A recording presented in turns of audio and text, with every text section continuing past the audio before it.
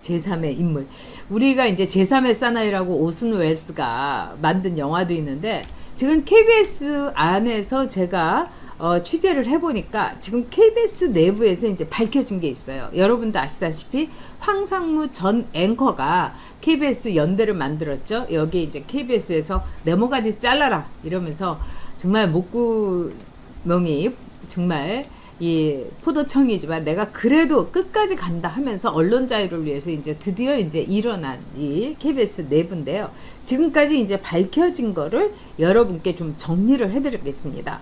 일단 KBS와 이 추미애, 그 다음에 청와대, 권력, 언론, 검찰, 이 권검언 이제 이 작품이다, 막장 드라마다, 이렇게 제목을 뽑을 수가 있겠습니다.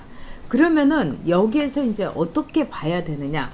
1번, KBS의 이 법조팀이 이른바 과외를 해주는 가정교사가 있었던 겁니다. 그래서 이 사람은 여권 인물이에요. 그래서 이 사람들이 제3의 사나이들입니다. 여자가 아니고 사나이예요. 그래서 이 사나이라고 할 수도 없죠. 이 찌질한 놈들인데, 이 제3의 인물이 KBS의 법조반과 법조반장에게 일종의 과외 지도를 한 겁니다.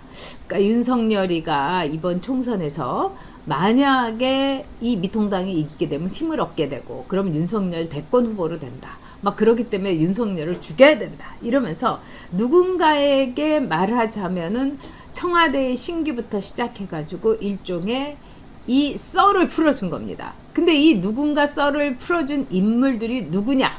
제3의 인물들이 분명히 있었다. KBS 안에서는 이렇게 얘기가 되고 있습니다.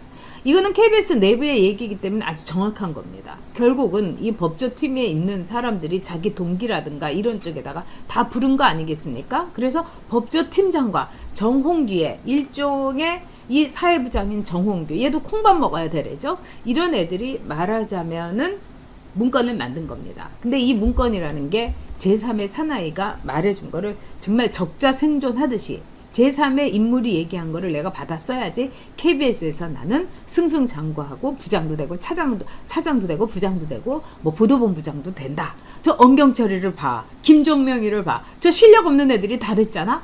그 다음에 저 정홍규, 얘는 완전히 그냥 이쪽에 붙어가지고 타도 미통당하는 애 아니냐. 이러니까 이런 점에서 누군가에게 전달을 확실하게 받아갖고 문건을 정리한 거죠.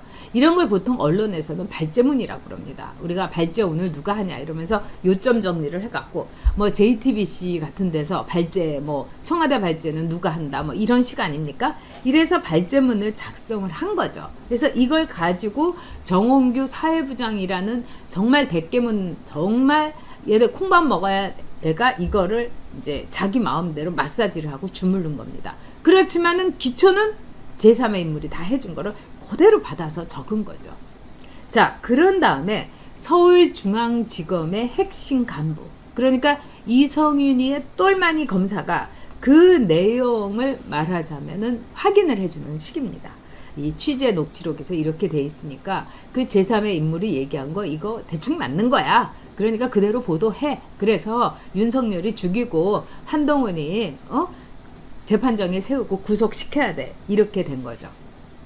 그래서 여러분 본 것처럼 아주 간단합니다. KBS에서 나온 거는 권언, 말하자면은 검의 유착이고, 이성윤의 똘마니, 그리고 제3의 말하자면은 인물이 제일 기초 노트 발제문을 써줬다. 그리고 KBS 기자들은 자기의 기자의 본분도 망각하고 그걸 그대로 받아가지고 정홍기라는 사회부장한테 넘겼고, 정홍기는 그걸 가지고 다 직속으로 보고를 한 거죠. 뭐 엄경철이부터 시작했고, 뭐 같은 식구니까, 뭐 자기네 팀이니까, 그야말로 얘네들이야말로 원팀입니다. 정홍규, 엄경철, 김종명, 그 다음에 양 사장이라는 이 정말 기가 막힌 팀인 거죠.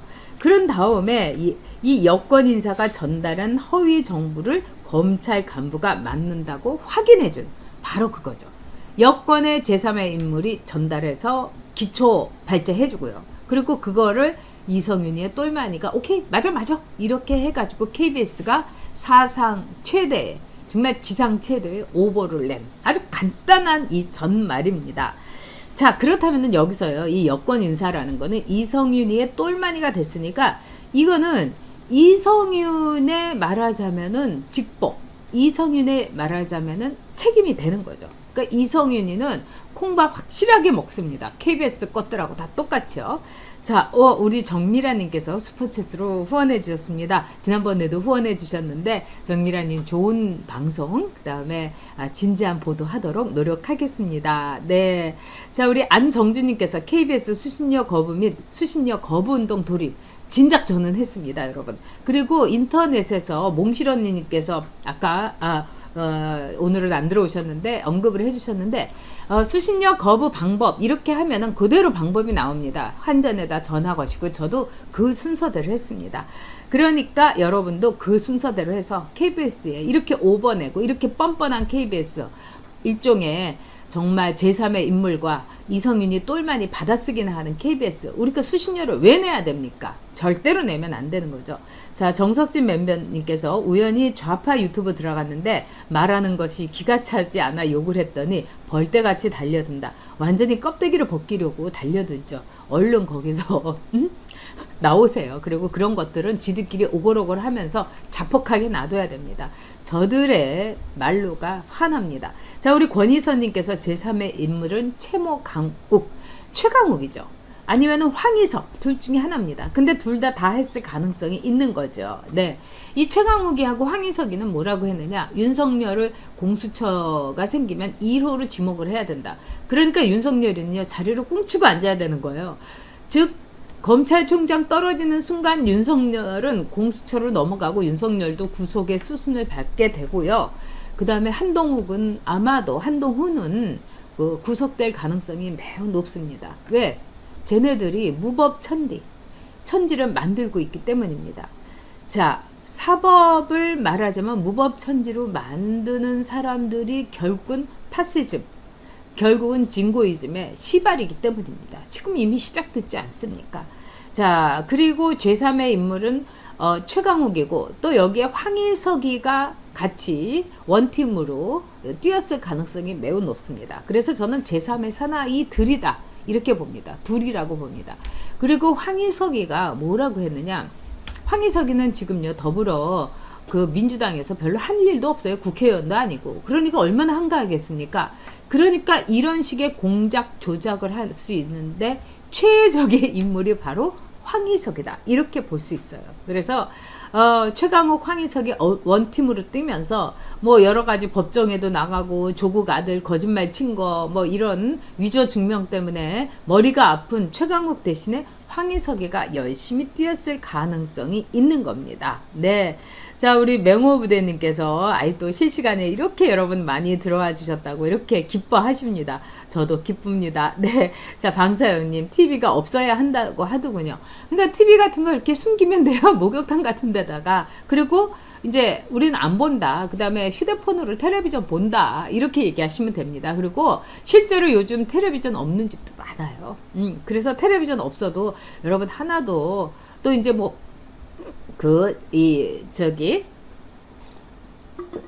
관리사무소에서 오기도 한다는데 그냥 잠시 치워두면 됩니다. 그리고 TV 고장났다고 하셔도 된대요. 뭐 하나 뽑아놓고 우리 고장나서 우리 TV 안 본다 이러면 요즘 들어가지고는 KBS 싫어하는 사람들이 다 많아가지고 오케이 해준다고도 그럽니다. 네, 자, 우리 조정한님, 사기 협작권 박지원의 범죄 경력이 있는데 공무원님 말도 안 되는 거죠. 네. 자, 배형준님, 부산 물난리 났는데 오락 프로 방영한 KBS 수준. 이거는 KBS 정말 부산에서는 문 닫아야 되는 겁니다. 이번에 부산의 피해를 보니까 너무너무 끔찍하더라고요. 네, 정미라님도 이 짱입니다. 네. 자, 김원열님께서 MBC 박쥐 청문회 들어갔더니 정말 이 기가 막히다. 나라가 완전 빨간 세상이다. 그렇습니다. 서현님, 한전에 컴플레인 했어요. KBS 안 나오게 하라고요. 잘하셨습니다. 짝짝짝. 네. 자, 그러면은요, 여러분. 이성윤과 작당한 제3의 인물 정리해드리겠습니다. 최강욱과 황희석이다. 그리고 황희석이가 마구마구 뛰었을 가능성이 있다. 그렇다면은 우리 기관 방송, 우리가 세금을 내는 KBS는 최강욱이가 받아쓰기 하면은 그대로 받아 적는 적자 생존 방송이 된 거예요. 이거는 방송도 아닙니다. 거기다가 추미애도 뭐 수명자가 됐는데 최강욱이가 이제 상황이 됐는데 우리가 최강욱이가 말하는 걸 받아쓰기 하는 방송에 우리가 그 아까운 2,500원 수신료를 내야 됩니까? 거기다가 또 양승동이는 수신료 올려달라고 뻔뻔스럽게 짜게 왔습니다. 뻔뻔과 파렴치 이 정권의 특징입니다.